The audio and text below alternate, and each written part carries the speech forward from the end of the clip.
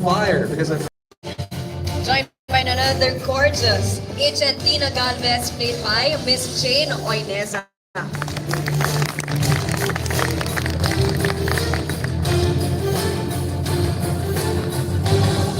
very pretty. Hi, Jane. Good evening. All right, up next, let's have someone divine. We got Dr. Ari Suarez, played by our divine diva, Miss Shasha Padilla.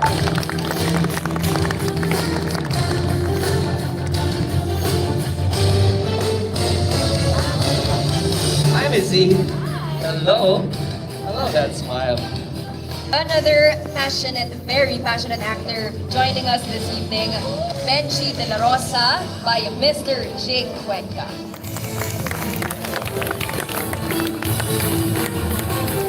Who will be doing his signature pose here on stage? In 3, 2, 1. There we go. Jake Wake pose. Copy your life. Sir, not today. Not today, not today. Okay. Okay. And of course, joining us is Anton De La Rosa, played by our honorable Congressman, Sir Arzo Ataide.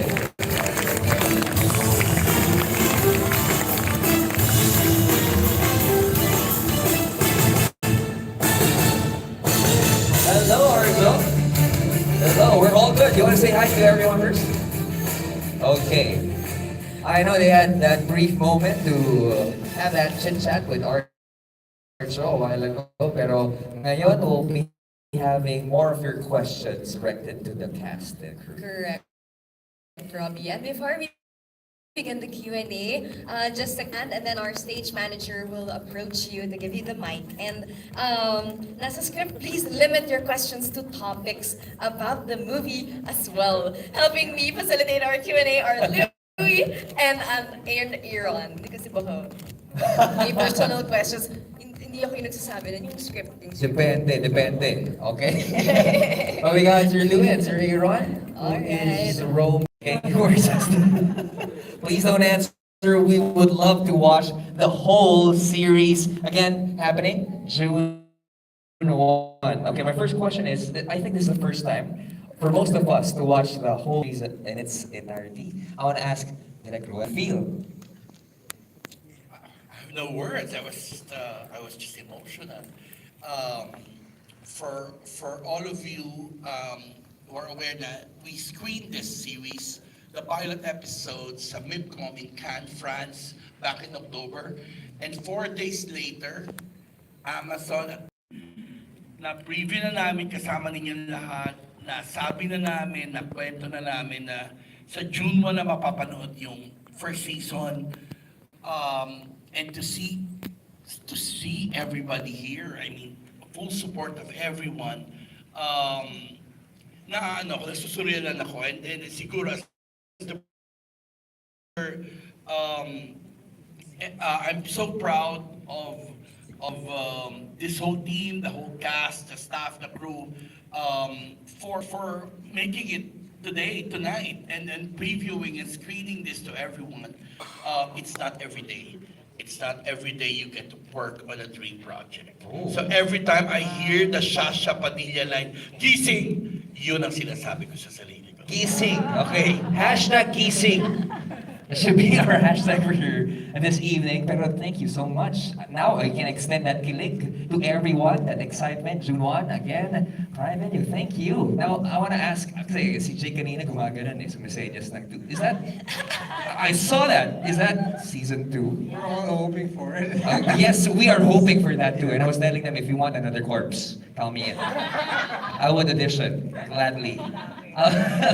I would like to ask Direk Dan. Direk, after watching the first episode with RV1, how do you feel? Nakahinga na. Sobrang kabado if ano yung feedback ng tao. And at the same time, I'm so proud din of the whole team. Sobrang dream project tong Cattleya to have directed it. So thank you sa staff, sa actors, mga galing, at sa Nathan at sa ABS-CBN na binigay nila sa akin yung project. Thank you. Thank you for, of course, making the best. Ria, you want to add something? Never could deserve. Yes, sir. Yes, sir. Hashtag lahat gising dahil sa ginawa niyong obra. Diba? Let's ask one of the producers. Hi, good evening is, kanina pa ako, hindi nagsasalita, nakangiti lang ako. Kasi after nung hirap namin doon sa, pinuntahan namin sa Midcom, direct, di ba, with Arjo, Ria, EJ. So, eto na, sabi ko nga kay Direk kanina, yes, nagbunga na. And habang napapanood ko kanina yung episode 1, sabi ko, sa sarili ko, parang gusto ko pang gumawa ng ganito. Kasi Yes, please! yes, kasi ang gagaling lahat ng artista. Ito yung sinasabi ko na maraming magagaling na artista ang Pinas. Kailangan lang talaga mabigyan ng pansin. Alam mo yon, may Shasha, wala nang question noon. Si Arjo, Jay, Ria, andito, Jane, Ricky, oh my God, si Rafa kanina. Gusto ko yung eksena nila ni Kong Arjo, ang galing. Rafa, si Ketchup, Anfeo, Joel, oh my God, Francis Makil. So sabi ko talaga, wow, ang gagaling ng mga actors namin. Swak lahat. Yun. So parang ginanahan lang ako kanina na parang, basta yun na, direct. Alam mo na, usap tayo ulit. Oh! Direct, usap tayo ulit. So, Ang saya doon, ang saya pakinggan, ang usap tayo ulit. yes! Coming from the producers, the directors. Kasi yung iba, usap pa, huwag na tayo mag-usap. Grabe. Oh, tapos na. You have to see Sir Joel's smile. Grabe. Sir Joel. Oh! Teka lang! Hindi, patay na patay sa kilig. Sure ka ba? I think that's $1 million question. Sure ka na ba? Okay. Lots of things can happen. Hindi, patay na patay sa kilig. I heard about this project. Back in 2020, I think Ria mentioned this to me, that gagawa sila ng project, diba? And Miss Z also mentioned it during one of the tapings of ASAP. I want to ask, ginawa to during pandemic. Hirap, di ba? Daming mga protocols and all. But what was the most difficult part in the shooting this great series? Miss Z? Parang wala naman masyadong difficulty kaming na-encounter. Di ba, magpo-hotel ka, ganyan. Tapos, talagang nag-stick sila dun sa 12-hour work. Kaya gusto ko kahit, syempre, horror, suspense, ganyan. Suspense, no, action. Pag magsa-start kami ng 5 p.m., 5 a.m. matatapos, talagang sasabihin nila sa'yo na, oh, busy, pack up ka na ng 3 a.m., ganyan, hindi ka aabot. Gusto ko yung ganun kasi alam mo na nakocondition mo yung mind mo. So wala kang chance na mag-inarte kahit sa isip na, okay na naman ako, whatever. Very professional. Very professional. Lahat That's ng good. pagkain na i-request mo, ando doon. Kasama ba dito yung kasama yung event ngayon? Alin? Kasama yung event ngayon? Can request Event? anything? Ayaw ko tanong natin sa mga producers. Oo, kinatanong ng producers. So Okay, wala, that's good to know. it was just a breeze to work with everybody. So wala naman ako na-encounter na difficulty. And yung script, binigay sa amin way ahead so you can memorize your lines. Ganun nga yung protocol, di ba, pag international, ang kailangan magsistick ka talaga dun sa materyales. Meron pa kami mga Zoom meetings, naglilinyahan kami. So very pro. Ang sarap ng experience. Very prepared when you enter the Yes. scene. Ria, can you add to that? What was the most difficult part? Or I think we can change the question to what's the most memorable part? I think it was just everything about it was so memorable. I feel like every interview I've done related to this, I just always say this is my most favorite work to date. And it's nice to be able to say you're proud of what you work on, and I feel like that comes rare. So this is something that I'm definitely proud of. Remember what Jake said. I know. And usap tayo mamaya. Diba? You can make that happen. Jane, most memorable part in filming this great series? I can't name one kasi the whole entire experience was so memorable. The whole team to get to work with this amazing cast, team, crew, everyone was amazing to be with, and lahat yun tumatak sa akin. Kaya nga, ang next naming dream role is Cattleya Season 2. Kasi parang, grabe tong show na to. Grabe, wala akong nakaka-speechless, nakaka-proud to be part of this, and surreal experience, out-of-body experience. And it shows, di ba? It shows. Look at the reaction of everyone. We all loved it, di ba? Amazing, amazing series, and we just can't wait for more. See, we wanted episode 2. You guys want season 2. So medyo malayo na yung rating, no? Malayo na yung narating, and we just can't wait for June 1 to happen para mapanood namin yung buong 6 episodes for now. Okay, 6 episodes for now. I want to ask the development of the characters naman. And I want to start with Sir Ricky Davao kasi yung trailer pa lang for the next episode, it's really interesting. Na naka-gas mask kayo, tama po ba? And then you have Yes, tear yes. gas or gas? That's direct that's idea. Oh, And Todo. ay, nagtuturoan na. Ano yan? What can we expect from your characters?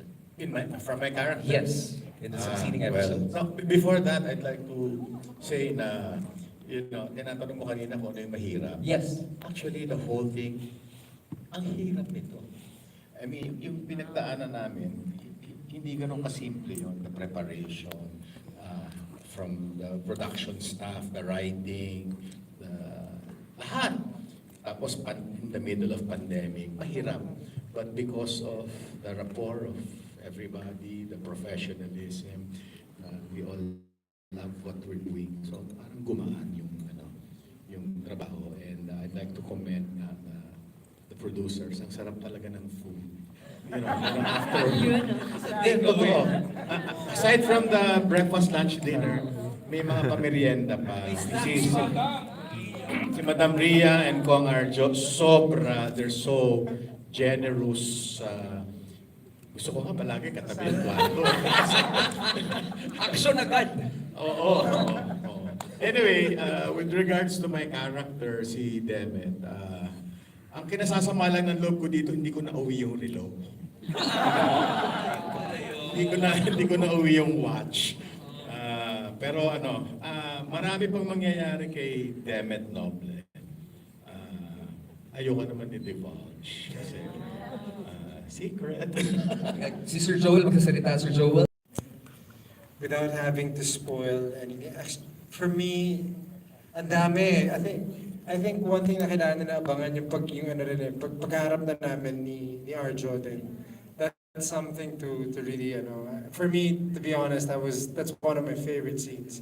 Yung sa atin, Arj, inside the room, the scene we did together. So for me, once na magkita na kami, and I just want to be careful kasi I don't spoil anything. And that's gonna happen in around episode... Paano ka nag-prepare for this? Definitely, with the guidance of Direct Productions and Direct Roel, we were able to create that character. But more than that, documentaries, videos, own research as well. And that's about it. They created the character. I just tried to get into it and just went with the flow. And with all the actors I'm with, it was much easier to work, very much. I have one question before I turn it over to Sir Aaron and the rest of our friends sa media. Yung sa scene doon sa may bridge, may harness ba yun? Meron. Okay. Just for safety protocols kasi. Gusto mo talagang mahulog sa break. Hindi! Hindi!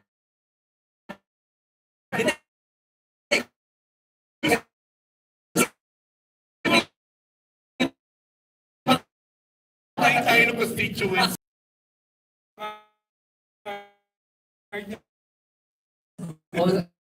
Sorry. Sorry, kita ko na. Hi. My first question is for Arjo. Actually, lahat kami gusto tanong kasa. How to answer that? Ano yung lasa? Seriously, tinanong kasi ni Robby kanina how do you prepare. Pero how do you emotionally unpack for such a heavy role? I don't know how to explain how I really get into the character, but there's a lot of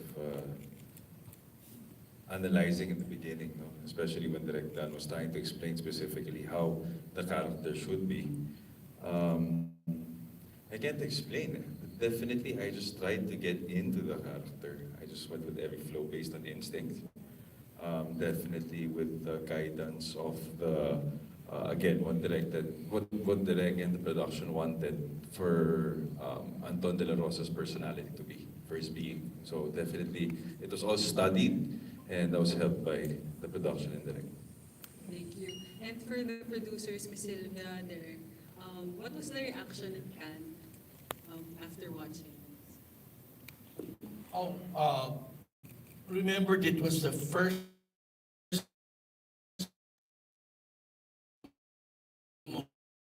emotional.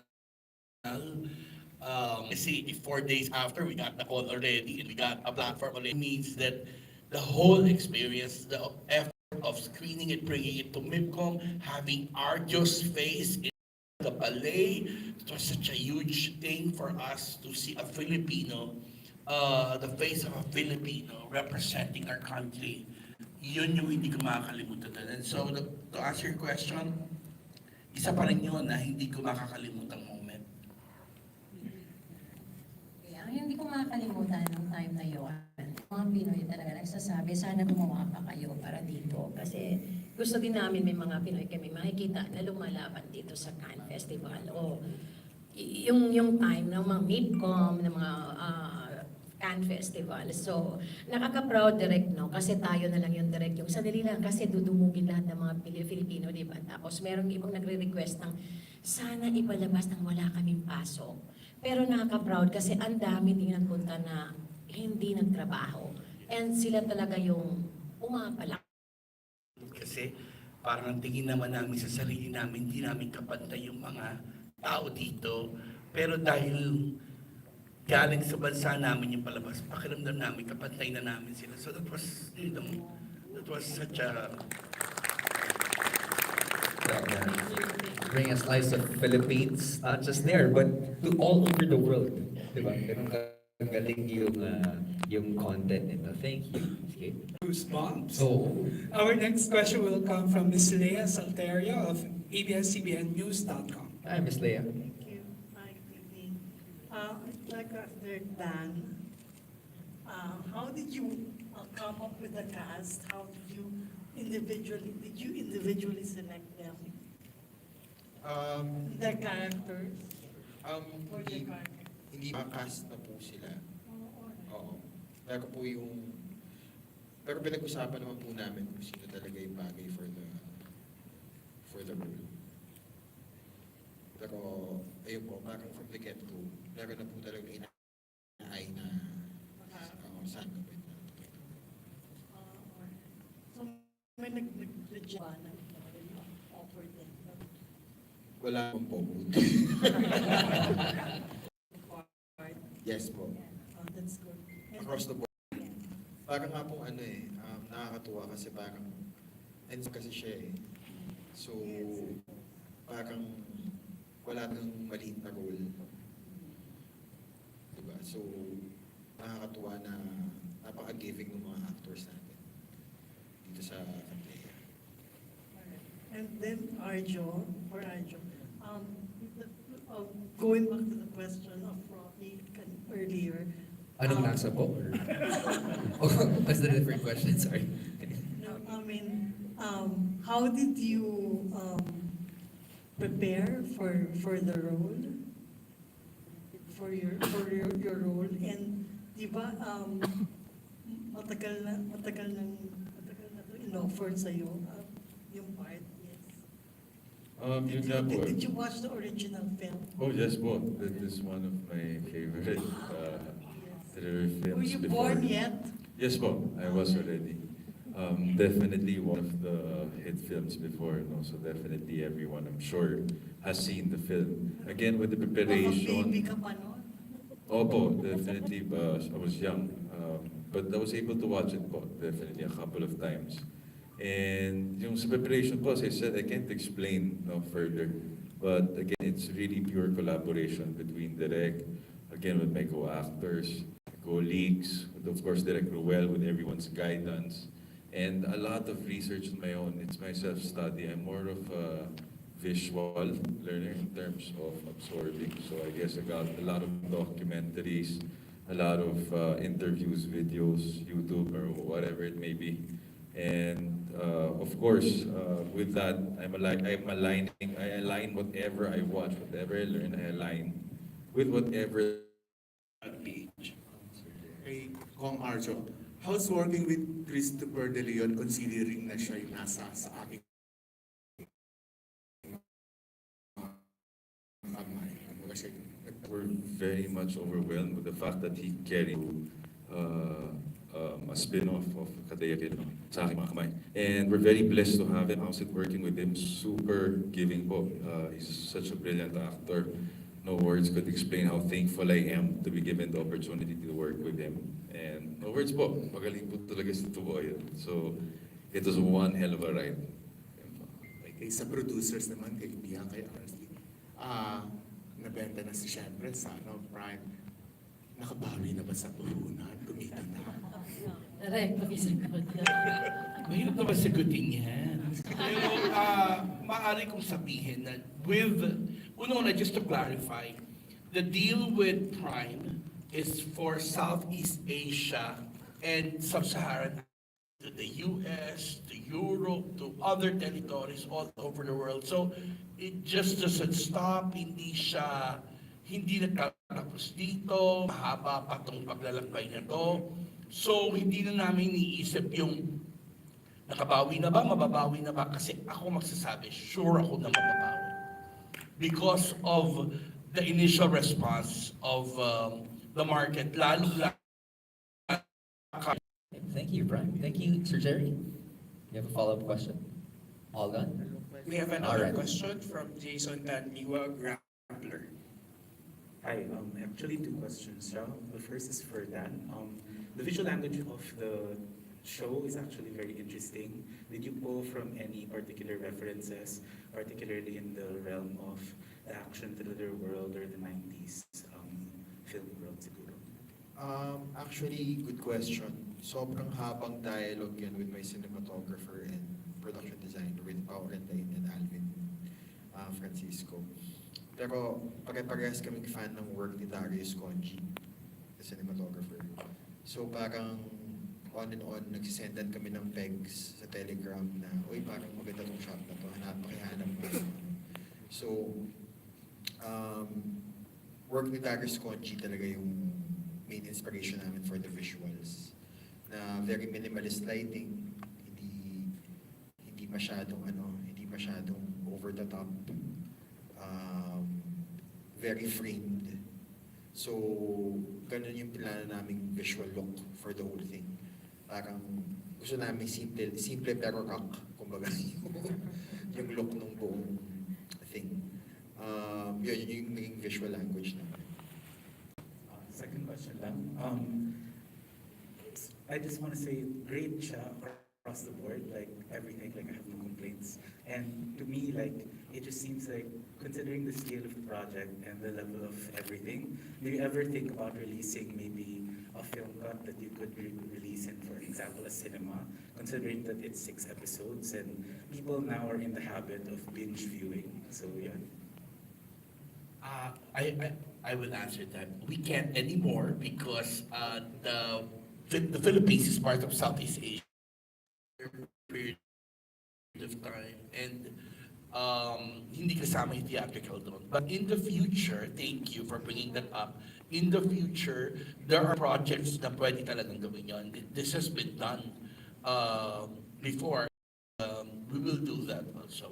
We will also plan something like that. Kasi maganda naman talagang idea yan. Thank you. Are you open for consultancy? Can we get you on board? Thank you. Oh, next, sir. Yes, bro, our next set of questions will come from Zach of Esquire. Yeah, Also on Prime, so I just want to advertise for Prime kasi nakasubscribe ko sa Prime. But on Prime, I think it's showing the movie. Yes, yes. Right, so I haven't seen it and I don't know anything about the film. So, but I saw it earlier on Prime. So I wanted to ask, anybody can answer, maybe the director. No? How important is it for you to view the film, which is available on Prime? You can watch it on Prime before you see Cattleya Killer. Mas maganda if you saw the film, the original sa aking mga kamay first. Pwede rin panoodin mo after. Feeling ko iba rin yung experience pag pinanood mo siya after na parang panood ka ng prequel. Ilang beses ko na siya Itong Cattleya Killer. So, pero I think the two materials complement each other. Nasa iWatch siya sa So, Prime. mas maganda talaga if Prime. Yung Regarding that, so how much of the new story of the new series changes or puts a twist on the film, the original? Medyo malaki in terms of tone. Kasi brilliant script ni Toto tayo. Iniba niya talaga yung tone from the original set na parang mas naging psychological siya. Na spoilers pare. I know. Oh, so hirap eh. So ayun, basta you have to see.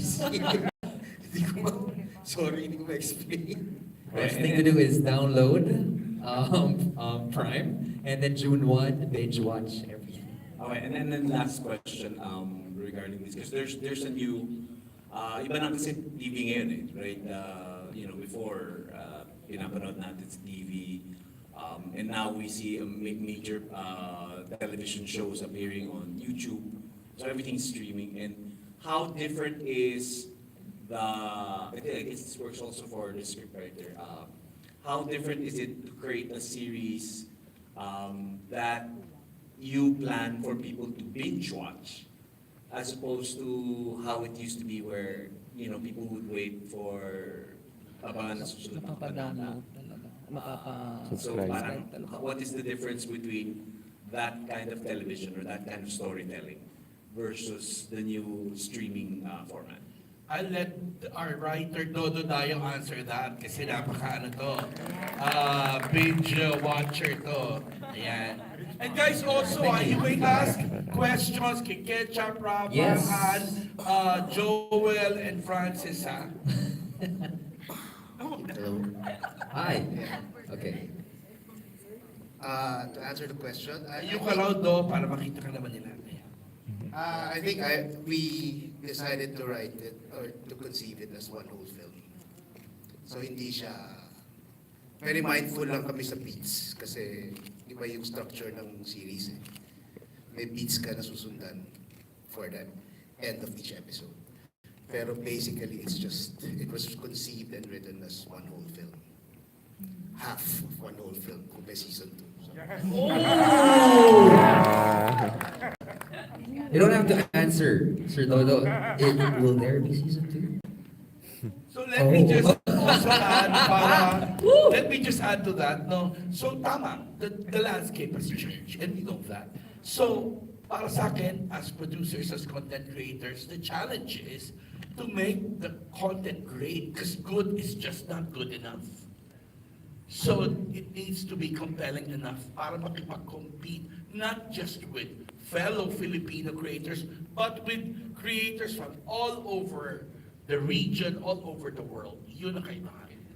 And that's why napakarami pang trabaho gagawin. Napakalayo pa ng tatahakin. And that is the reason why the people na nag-embrace ng reality na yun ang makakabante. I agree. Content is king. Especially, ever since content is king talaga. Thank you for the questions. Very interesting questions. Just talking about the whole movie, no? Parang series, pero parang movie siya. How long is one episode? Around an hour?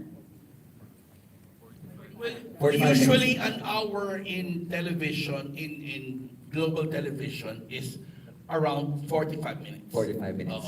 It's called an hour drama or an hour episode. So, as against the sitcom, the comedy na 30 minutes, dramas are an hour na talaga naman 45 to 50. Hindi naman talaga siya full hour. Pero pwede rin. Some other showrunners want it longer.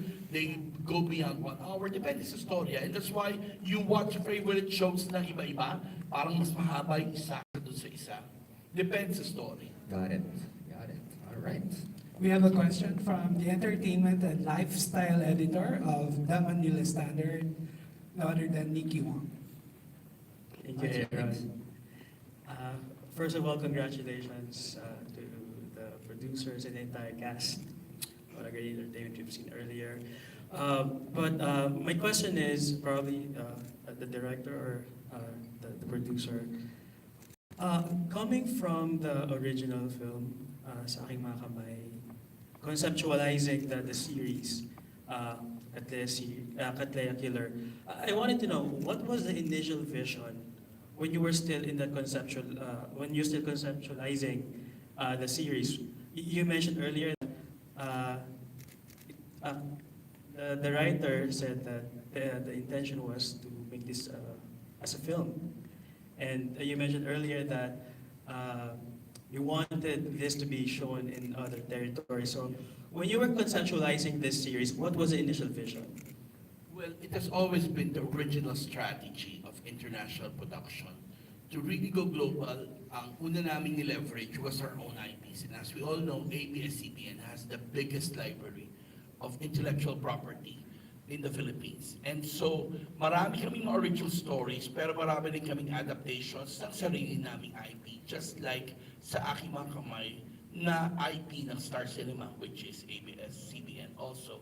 So the strategy is to promote that movie, promote our IP, and spin it off to a series that can run not just for a season, it can be multiple seasons, it can be, so kung isang movie sabi nga ni Dodo, isang movie yung isa, pag naging 3 seasons yan, yung 3 seasons na yun, isang bigger movie siya, narrative siya.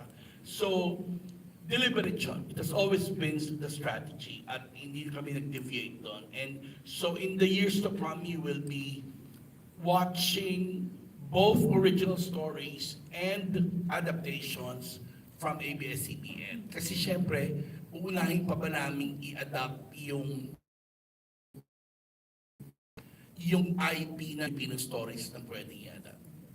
So it's that there's more to come. Well, hopefully that's the dream. And after today, with this dream team, I mean, bakit naman ako mahihiya o matatakot ng mga harap ng mas malaki? I guess yun nga yun eh. You know, your dreams get bigger.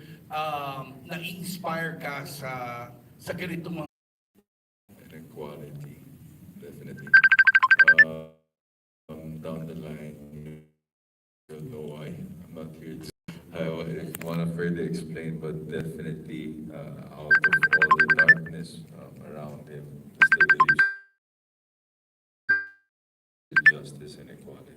So, Thank you. first production, everyone makes it easier for us.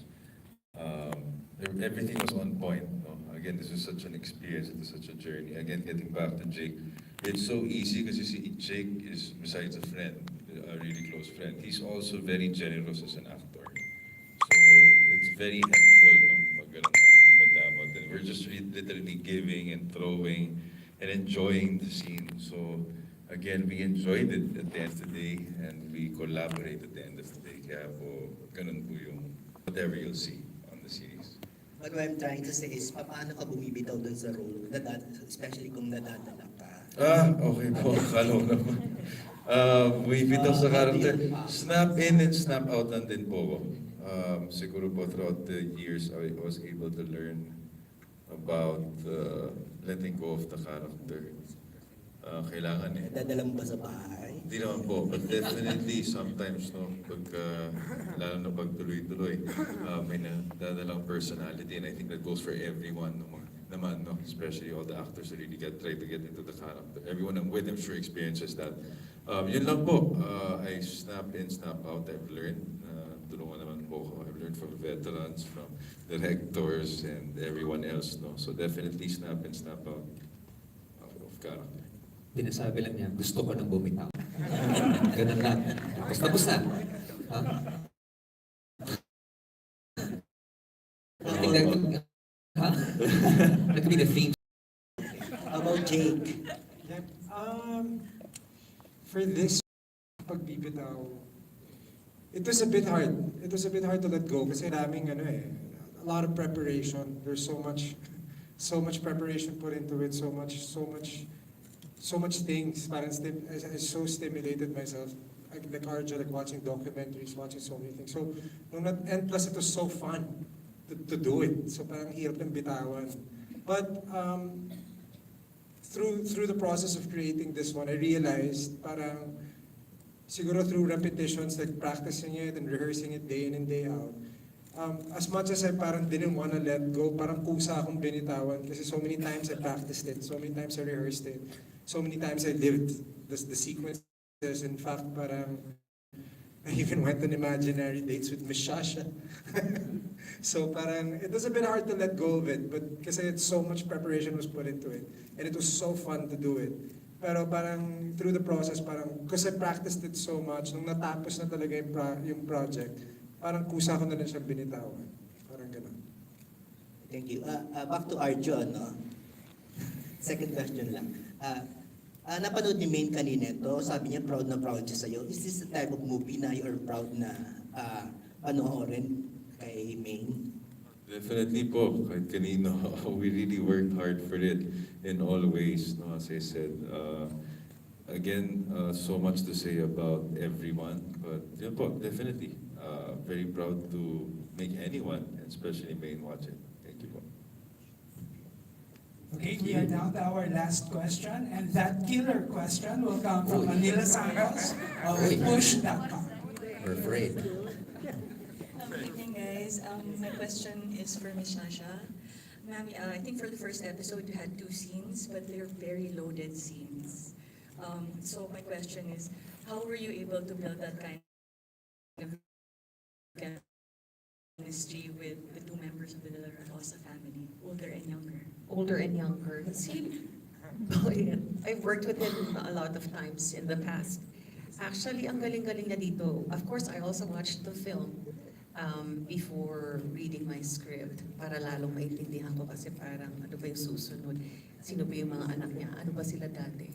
So, it's very complex yung character sila Arjo, tsaka yung mga anak niya. Sobrang loaded. Of course, I already mentioned the character ni Jake was never in therapy with me.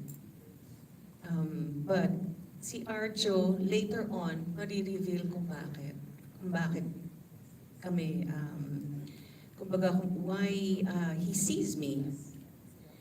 Ano bang traumas meron siya? Ano ba yung kailangan niyang i-therapy? Mas nag-iba lang yung timpla kasi naging personal pa. But I'm the type of character na in-explain sa akin, of course, production, direct na, kumbaga, present ako sa pamilya nila. Lumaki sila na nakikita, and I'm like a tita. So you can see how awkward that scene with Jake was. Parang hindi ba, pero ano ba yun, may Oedipus complex pa yun, parang ganyan, di ba? Ano ba yun? So, I don't know, have I worked with you before? I think in ASAP, we've worked before, pero si Arjo first I was time. actually really nervous because that was our first sequence together. Pero ang husay talaga eh, kasi dumadating lahat naman sa set na alam nila yung character nila, alam nila yung trabaho nila, alam nila yung linya nila, alam nila yung character nila. So, wala, it's just amazing, of course, to see everything evolve, di ba? Parang, ay ganun nga pala yun, ano? Parang ang husay. Without having to express in words. And syempre, ngayon lang namin naman nakikwento itong mga kung paano namin inaral yung mga character So, everyone, wala akong naging problema. And of course, I'd like to work with everybody again. Thank you. My second question is for Jane. So, Jane, from the very first scene, you definitely made your mark on the episode. So, in terms of preparation with regards to your rapport with Sir Ricky and your chemistry with Arjo, how did you prepare for this role in a sense na different from all your previous roles and siguro your sexy persona now, we saw yun lahat and you know. How do I, okay, start. Siguro ako, more excitement kasi I was really, parang isa to sa mga dream roles ko talaga to do. So, super thankful ako that I get this opportunity dito sa series na to. And how did we, yung preparation kasi ang dami na naming schedules for that. Like yung reading namin with sila Direk Dan, they gave us everything that we needed. Parang lahat na ng details about the characters, about everything, they gave you enough to prep with.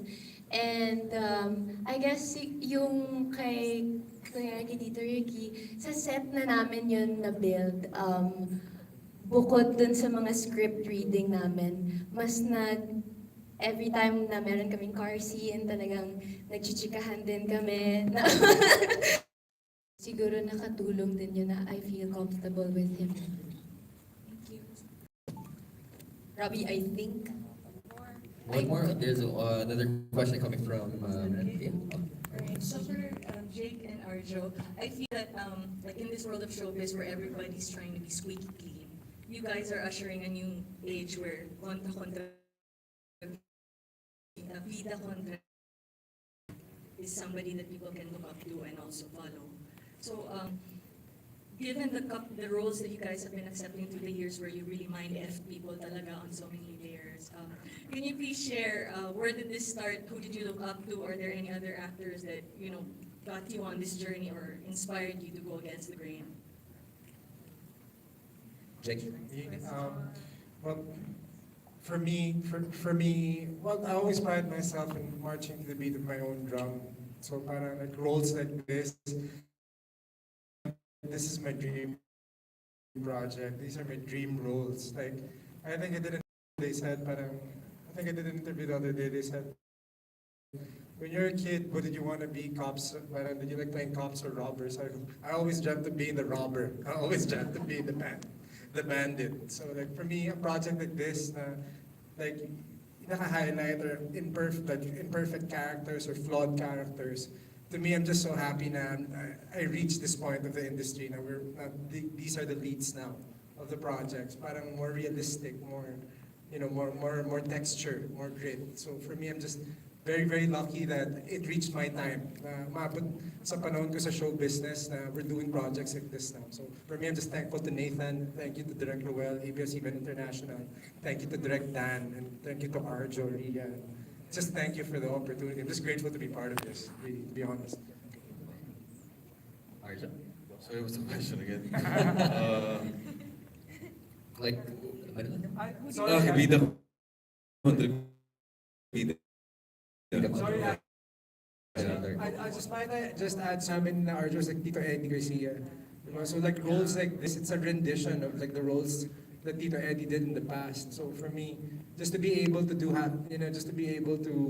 do roles like Tito Eddie, like Tito Boyet, even to do a scene with your idol across with Tito Boyet, it was very surreal for me. Thank you for the opportunity. Same with Jake. Tama yung sinabi niya. Yeah, live it day by day. We want to take on all these characters because it's fun. We just enjoy what we're doing. We learn so much. Who did we look up to? A lot of people, to be honest. A lot of character actors, and a lot of them are actually with us. It's just really learning, no? Experience is really the best teacher. Throughout the years, more of absorbing. I'm sure Jake would agree with this, no? That we've been absorbing and just really learning. Maybe yun nga, we're not part of the cute stuff, sorry, but no offense, but it's more of we really chose this road because when getting here, siguro, there was a time where I'm sure, diba, sino mo hindi gusto maging bida, I'm saying this, but when I got into showbiz, obviously, yung complexity lang po kasi ng character, and all these other characters it could be. There's no limits, there's no right, there's no wrong, you know, so. And I think there's a question from Maya. Yes, that's right. I have actually the real killer question, and it's for the cast. And it is for 3 words. Describe the film. Oh, okay. 3 words. In 3 words, describe the film. The series. Okay. Yan, ano, ano eh. Pero baka ano to, parang premonition to na merong film in the future. Oh. No. Depends, But, we're a consultant. Yes. But Okay, for in now, 3 words. in 3 words, describe the series, season 1. Let's start with English or Tagalog or Filipino? Rafa. This is for the cast. So For the let's cast. start with Mike, please. Rafa? 3 words. 3 words. In 3 words, this series. This or that. Oh! Okay. Thank you, Rafa. Ketchup. Okay. Ketchup? Ikaw na yung magsabi siya. Yeah, in 3 words. Gripping, world class, at saka burger. Gripping world-class burger. I'm craving. 3 words, riveting, exciting, and world class. Oh, definitely. Thank you, Joel. Without spoiling too much. Okay. Definitely worth watching. Definitely worth watching. Ito lang yun. Yes. Sa amin, isa lang. Absolutely amazing teamwork. Oh, pwede. Ay, Siguro? Pwede, siguro? Oh. Yeah. Oh, cast. Proceed to Mr. Ricky Davao. Sir Ricky Davao. Na-pressure lahat bigla, no? Inuubusan na natin. Oo. Kung sinabi na, hindi pwede ulitin. Oo. Especially the word burger. Bawal. Pero no correction. Correction, I didn't mean teamwork, I meant ensemble. Ensemble. Absolutely amazing ensemble. Or family. Pwede. Ayos. Sir Ricky Davao. Sinabi na nila lahat eh. No pressure, Ara is watching you. That's why. Andito siya. Oh, there. Hi, Ara. Okay. Ano ba? Kapanapanabik. Kahindig-hindig. Okay. At Burger. Ko is Sandwich! sandwich. Sandwich. Okay, may sandwich naman. Isa na lang. Rolex. Maganda siya. Maganda siya. Jane? You're next. Ubusan ng ano to parang...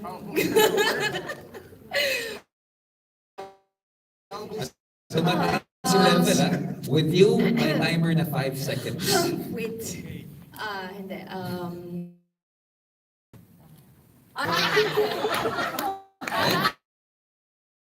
Uy, nakuha ko yung isang Use that word. word anymore. 1 point. Mind-blowing. And, ano ba? Nakaka-proud. Yun na lang. Pwede. Jake, are you ready? Stole it. He stole my thought. Let's say world-class Filipino benchmark. Ooh. Ka naman. Kinabahan si Art. I think benchmark. Kinabahan lahat. Oh, benchmark yun. No pressure, Ria. I feel so much pressure. Charot. Thought-provoking, professional. Wow. Really hanging on this last one.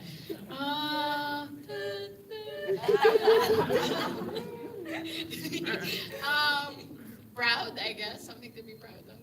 Proud. We all proud. are. Yeah, You know. proud. Miss Z?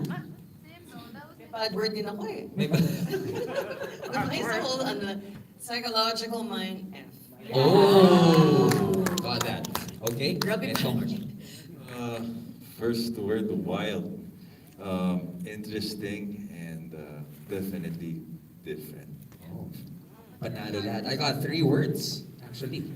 We got Prime, ABS-CBN, and Nathan. Creating a dark thriller with the country's brightest stars. Again, ladies and gentlemen, put your hands together for the cast of Cattleya.